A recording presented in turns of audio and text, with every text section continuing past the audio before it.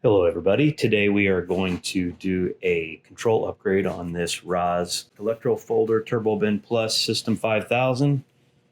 If you can find the documentation, that'd be a good idea. We're going to breathe some new life into this thing. As you can see, we have a cracked screen and we just have old controls that need to be replaced. So we're going to start by turning the power off at the wall at the main switch. All right, we verified power is off. Several parts will be needed for the upgrade. With the upgrade kit, you're going to receive a package that's going to include many of these parts, including the screen. We have the mounting bracket right here, pre-assembled. We have a pre-wired cable assembly. You're going to need a good voltmeter, multimeter, a lockout tagout, 24-volt power supply, which will come with the kit. We have a PC, which is a Pathfinder PC. And then we have the motion controller with the wiring harness already attached. You will need an assortment of tools: Phillips screwdriver, flathead screwdriver, nut driver set, maybe a socket set. Just a basic general toolkit will suffice. Let's be safe and go ahead and tag out this machine.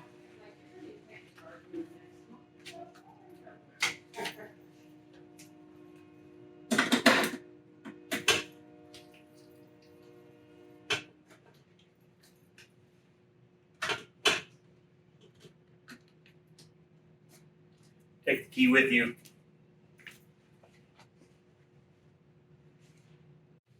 I like to be sure that the power is off. So we're going to go ahead and set up our multimeter for AC volts. There's high voltage in here, or could be high voltage in here, 200 to 400 volts. So let's just check the terminal block and make sure we don't have anything. You see we got 0 volts. Let's go ahead and check all 3 legs of the incoming 3-phase. And we're good to go, 0 volts. Next, we're going to remove this old RAS controller. First thing we need to do is remove this side plate. There are some access holes here and here, which you will have to get in there with an Allen head key and loosen those up, and that will swing out this door. All right, so we're going to need to take this off so that way we can get to the holes necessary. Looks like we have holes here, and then there's a hole underneath here that will allow us to get to the back of the controller. There are 6 pass-through or bolts that will come out of this plate and stick down through, which you'll need to use a nut driver to remove these nuts. Unfortunately, I don't know what size they are because we've had this thing off 10 times and we've lost the hex nuts. So I can only tell you that they're metric, and it'd be good to have a set of metric nut drivers to get those off. Once those nuts are off, we can go ahead and lift out this controller. You can use a screwdriver, or use my fingers to pry this up. There are going to be connectors on both sides of this controller. I like to raise out this side first. You're going to see a lot of Phoenix style connectors with blue wires on them. I'm just going to go ahead and unplug those.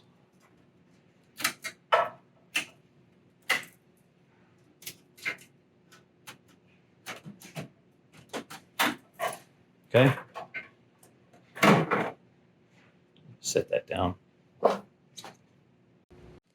Moving on to the left side of the controller, you can see we have 3 cables plugged into this side.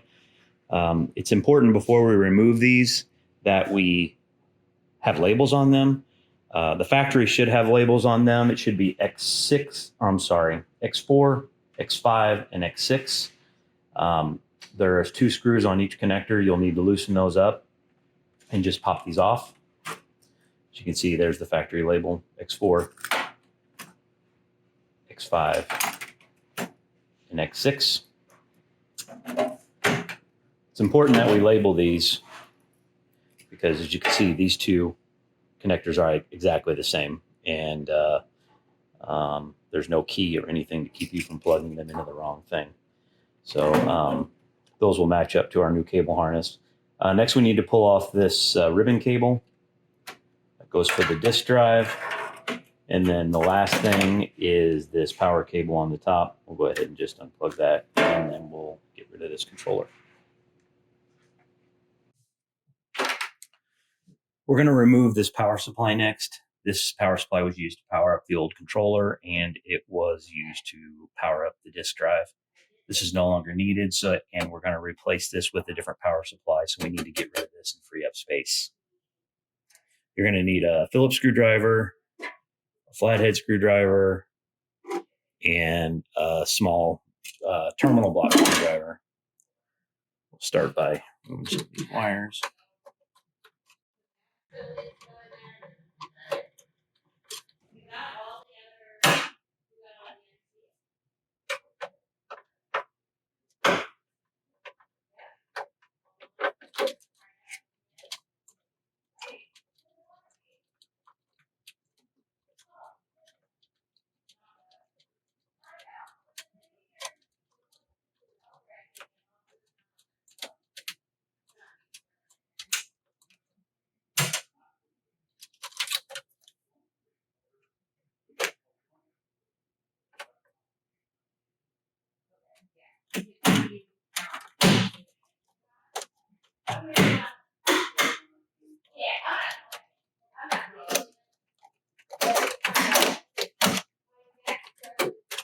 Just trying to loosen up these wires, get them to where I can pull this out. Got a Phillips, held on with 4 Phillips screws.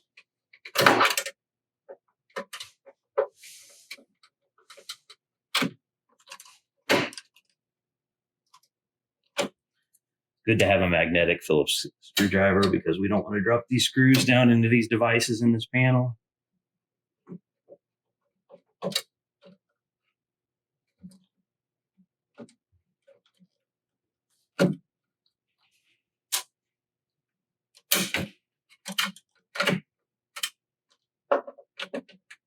Like someone's been in here before, missing a screw.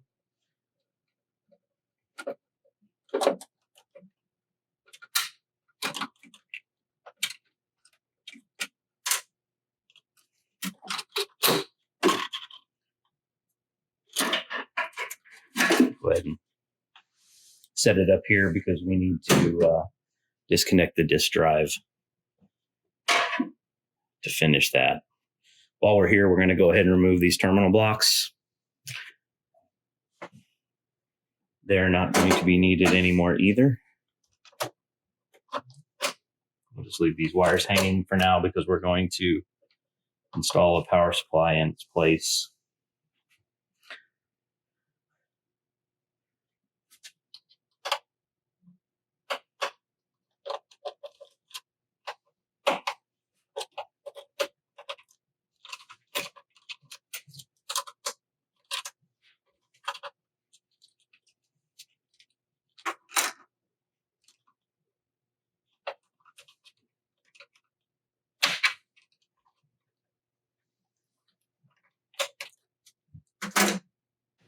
Now that those wires are disconnected, let's go ahead and remove this floppy drive, which is right here. There are 4 screws that hold this in. You can see the 4 screw holes right there. Unfortunately, we've lost the hardware for this, so I can't show you the size they are, but I'm confident they were either a metric hex nut or a screwdriver of some sort. Now that that's loose, we can go ahead and just kind of turn this around. Let's go ahead and let's just remove this ribbon cable, get rid of that. And there is a small power plug that came from our power supply. We'll go ahead and unplug that. And now we can just get rid of this thing. Floppy drive is loose. Now we can go ahead and pull these cables through.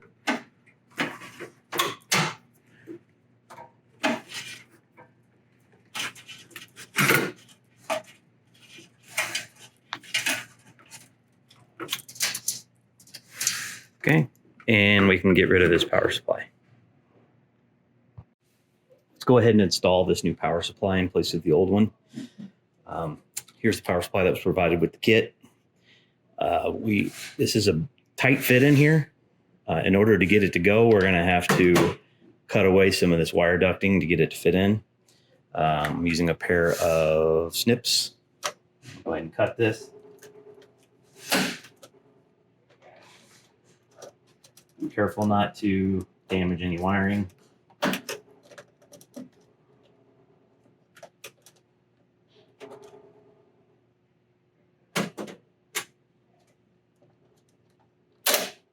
Just break this off.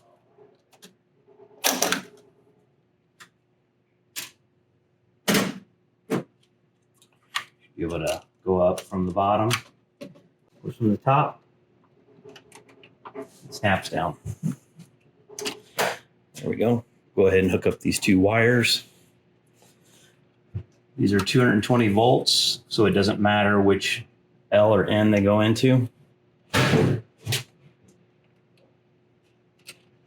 Sure, we don't have any kneelers or flyers.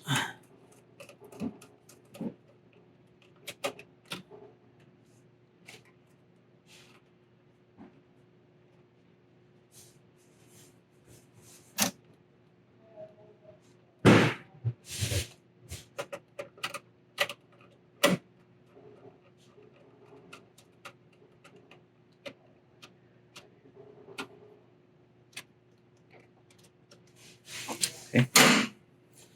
Go ahead and pop these.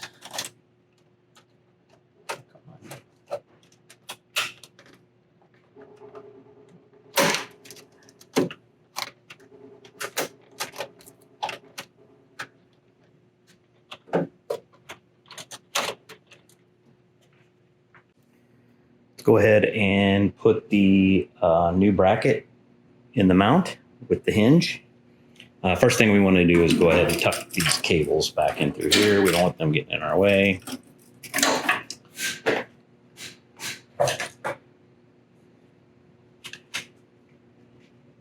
Here's the new bracket. We want to make sure the hinge is on the right side. Okay. There's one pass through. It's going to go into this hole right here.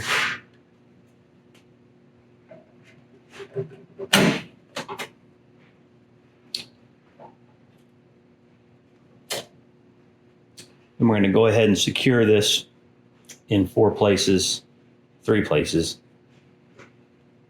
with the provided hex nuts.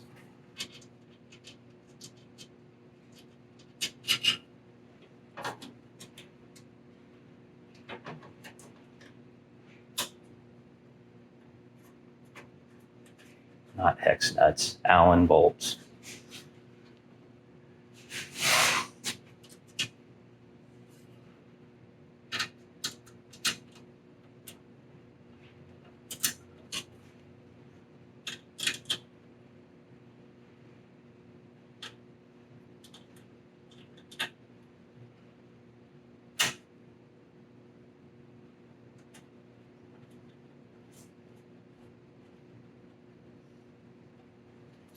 There's a nut that goes on this one.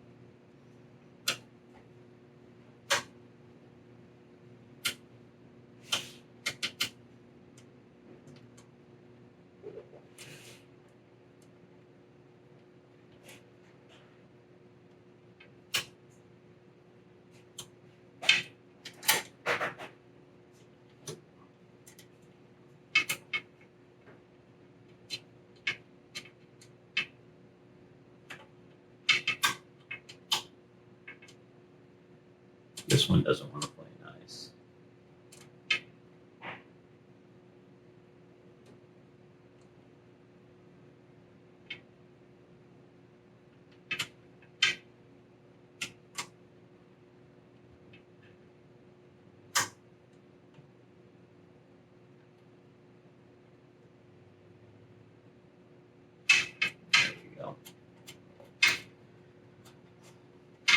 Sometimes you got to work on them.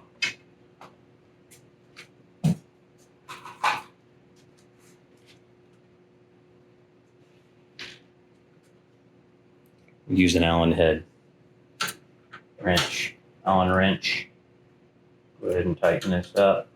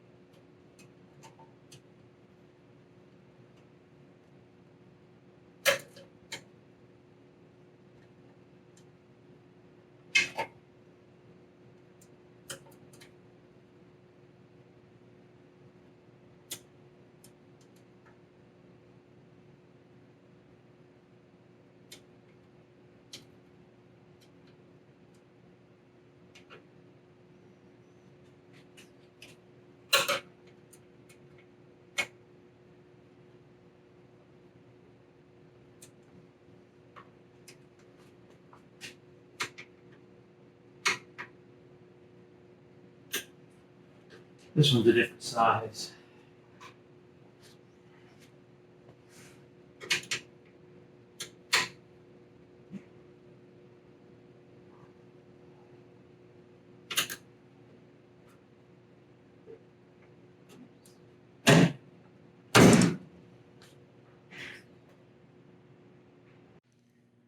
Next, we'll go ahead and mount this display. As you can see here, I have the display sitting on a cart on some foam. It'd be good to have a cart or something, a helper at this point to help you manage this display. We don't want to drop it. We don't want to break the display or anything. So if we look at this back of this display, we're going to have 4 holes with 4 screws. We want to go ahead and make sure that these 2 screws on the top are installed, because we're going to use those to hook the display onto the bracket. But step 1 is going to be to fish these cables through this hole.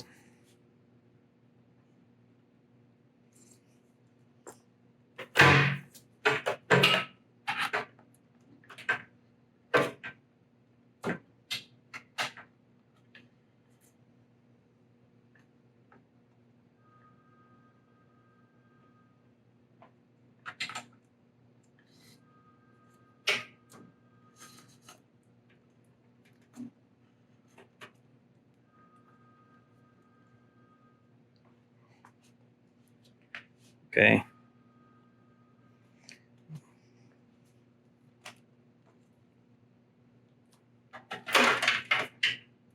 Shut the door. And let's hook the display on.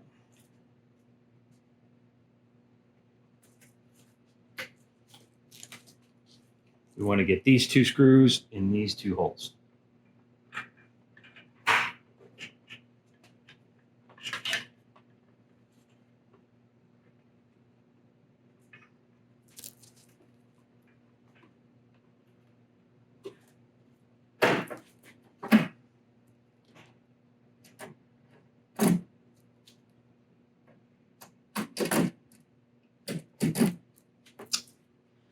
Like so.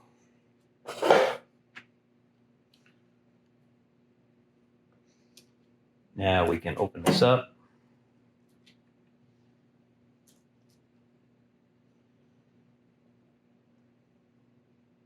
And there are going to be through holes here where we can use to tighten up these screws and secure the display. Go ahead and use a Phillips screwdriver to tighten up the display.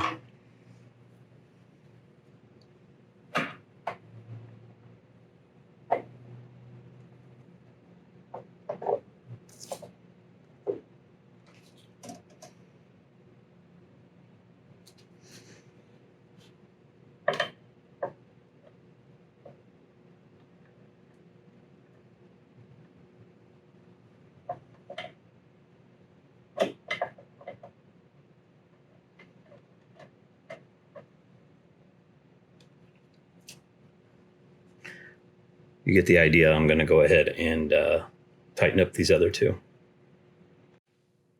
These bottom screws can be a little tricky. You want to go ahead and get a long screwdriver, go ahead and load your screw up on there. I'm going to stick it through there. And we might need to shift this around a little bit to get to line up. So I'm going to go ahead and, it looks like it's off center a little bit. And it drops in, and I tighten it.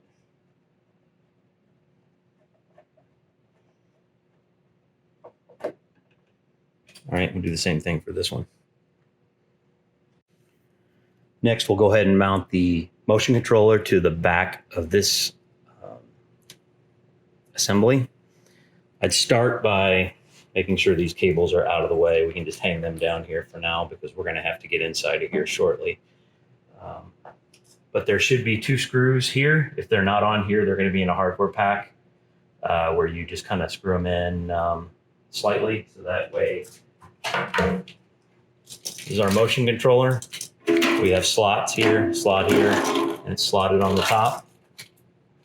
But we can go ahead and just slide this down on those slots. And then we'll take 2 additional screws and secure it.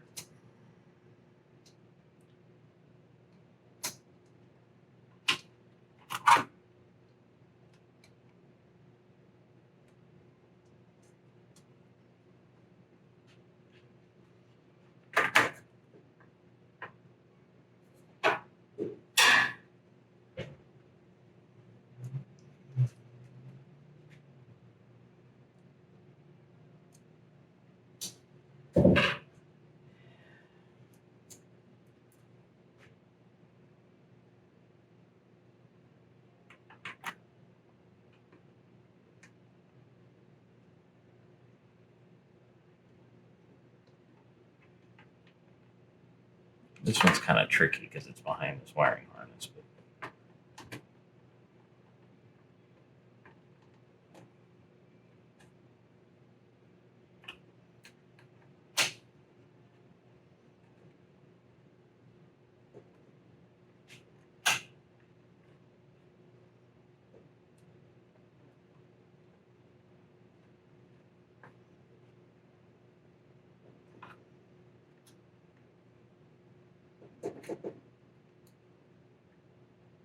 Make sure this is good and tight.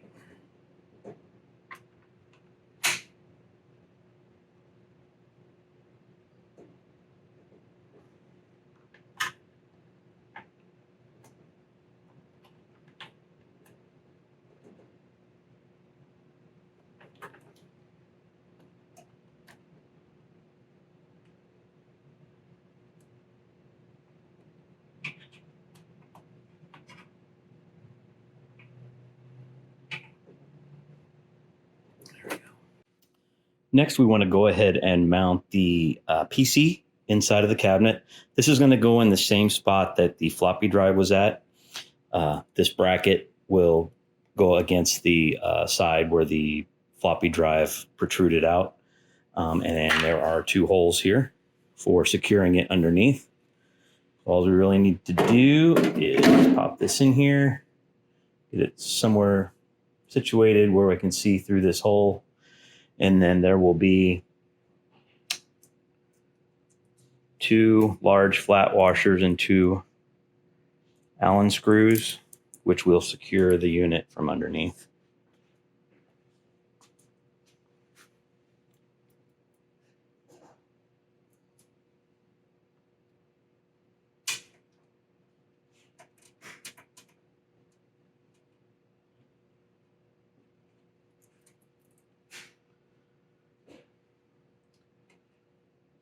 It's pushed back.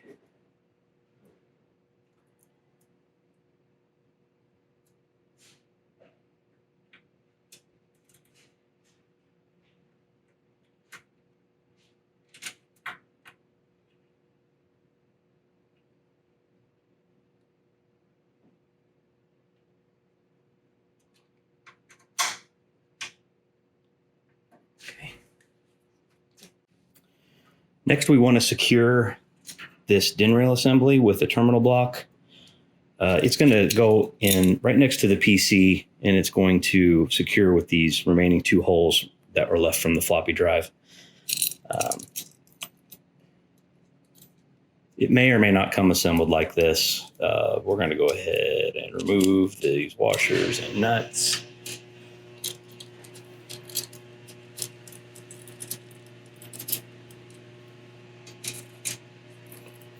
Stick this in there.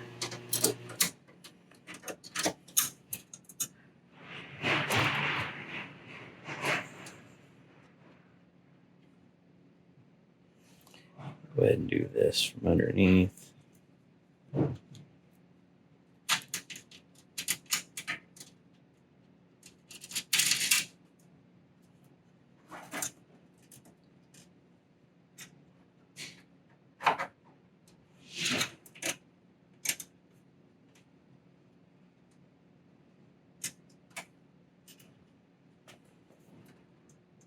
Make sure we put the big flat washer on underneath in front of the nut. Otherwise that nut will just pull through. Tighten this. May need to use a wrench, but I can get it with my fingers and get it tight.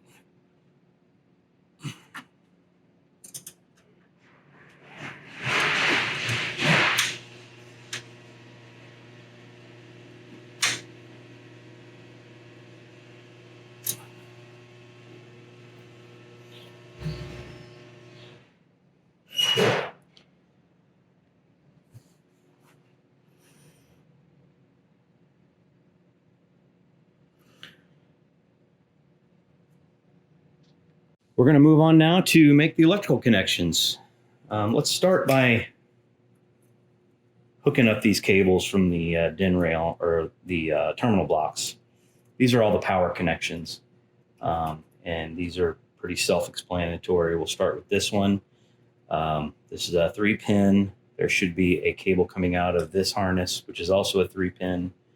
These just plug into each other. Might be good to get a screwdriver and any of these connections that we can, go ahead and screw them together so they don't come loose.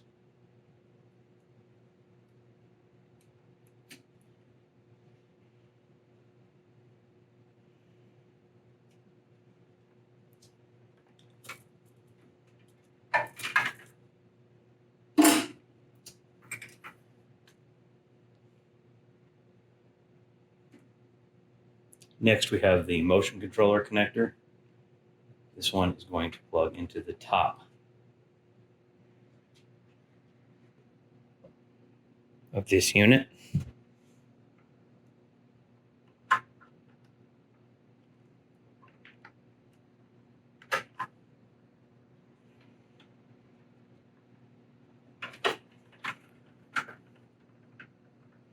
Come back and clean these up.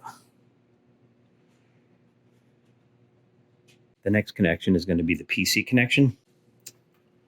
Small guy like this, just plugs right into the PC.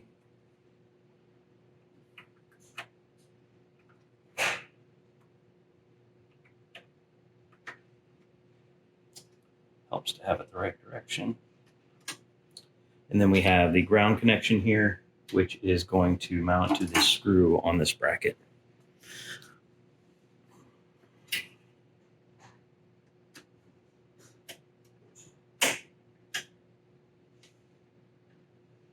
Okay. The last connection are these pigtail wires, which we're going to feed through into the panel. And I'm gonna move you over there. And these wires are going to wire directly to the top of this power supply. I took the top of this wire duct off so we can feed the wires through. Red is positive.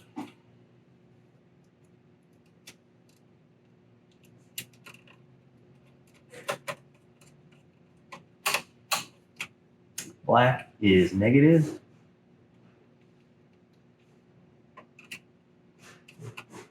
And then we have this ground connection here, which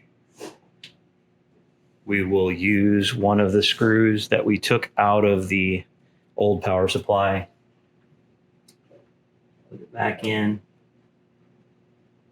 and we will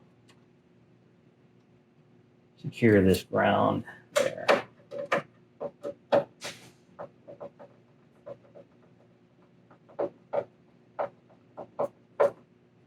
right. Go ahead and put this back.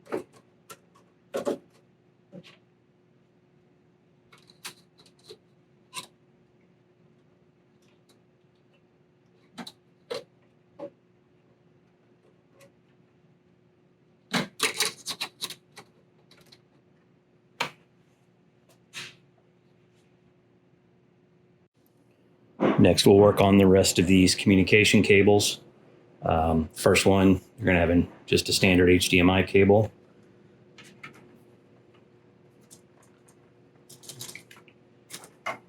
Try and make these as neat as I can.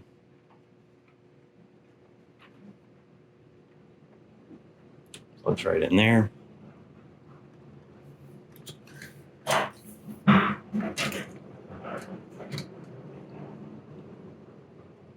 We have 3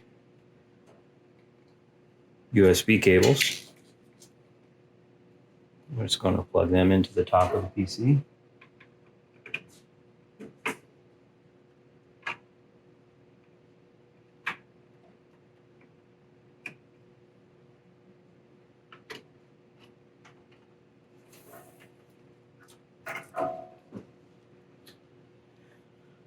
We'll come back and clean these up in a second.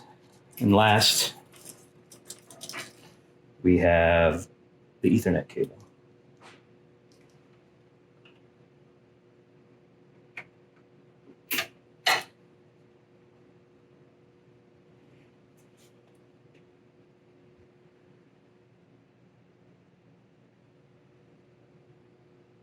I went ahead and zip tied those cables up to make it look a little neater.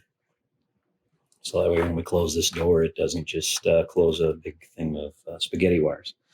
All right, so now we can hook the rest of this harness up. Let's start with these green 8-pin plugs. These pins are not labeled 1 through 8, 9 through 17. However,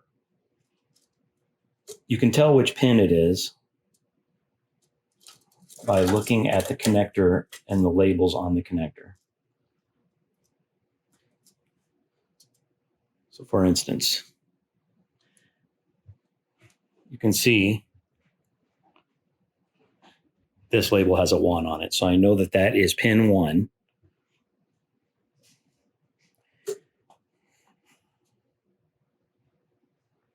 And we're going to match it up to this harness.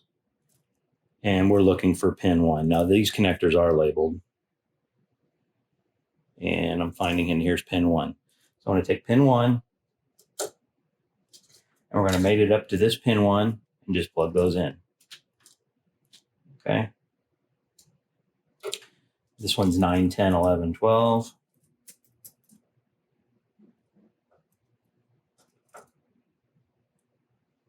Find the right one.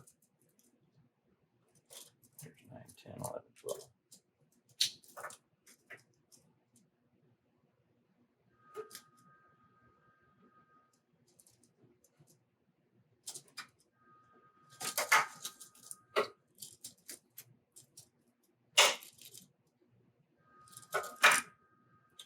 This is, let's see, and just match up the connectors to the appropriate pins.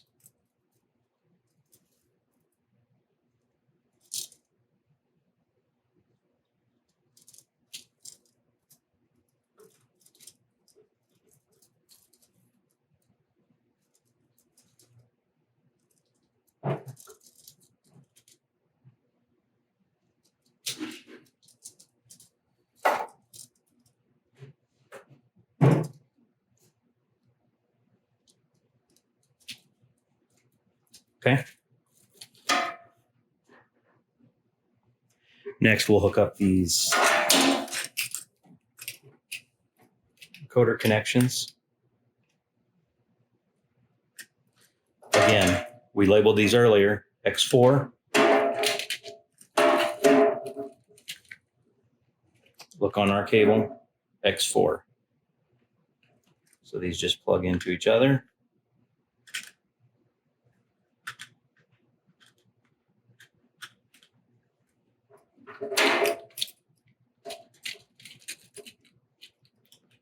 X5.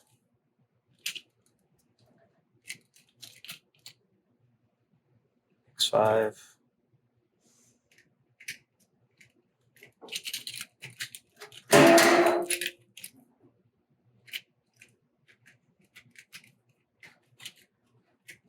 I'll take these,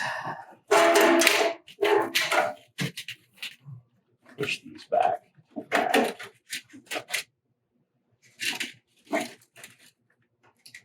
That they're out of our way. That's all the connections right there. Kind of stick this in here. Not the prettiest thing in the world, but it's easy to install, and should be able to close this. There we go.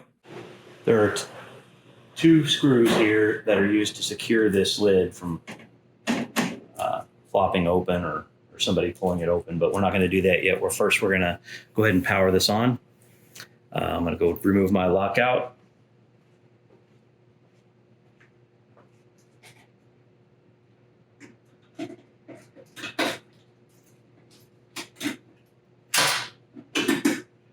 Power on.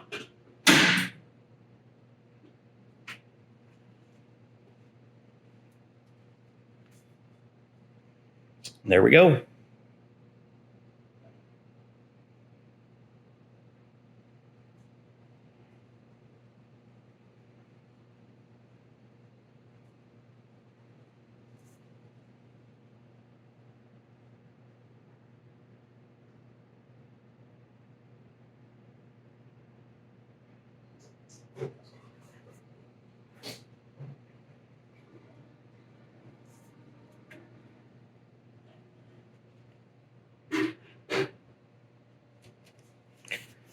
You up so you can see.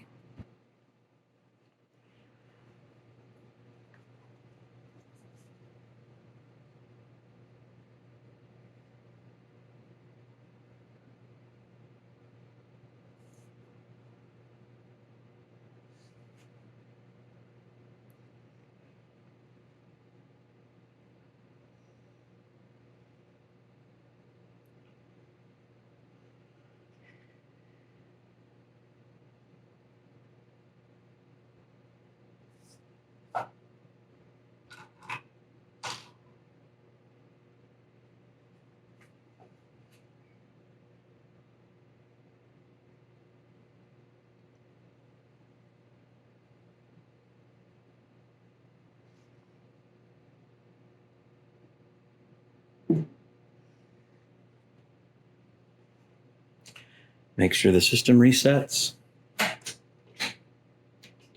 There we go.